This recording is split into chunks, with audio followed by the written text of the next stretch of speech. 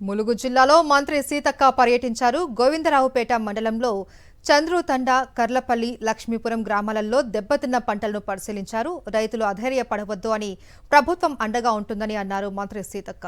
Revenue, వ్యవసాయ శాఖ అధికారులతో సర్వే నిర్వహించి దెబ్బతిన్న పంటలకు నష్టపరిహారం అందేలా చూస్తాము అని హామీ ఇచ్చారు. పెద్ద ఎత్తున ఈదురుగాలులతో కురిసినటువంటి రాళ్ల వాన మూలంగా మా ములుగు జిల్లాలో ములుగు నియోజకవర్గంలో పెద్ద ఎత్తున పంట నష్టం జరిగింది. మరి రైతుల యొక్క బాధ వర్ణాతీతం.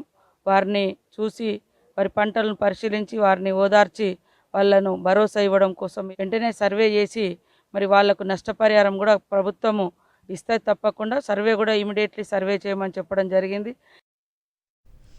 అకాల వర్షానికి అనంతపురం జిల్లా ఆత్మకూరు రూరల్ మండలాలలో భారీగా పంట నష్టం వాటిల్లింది.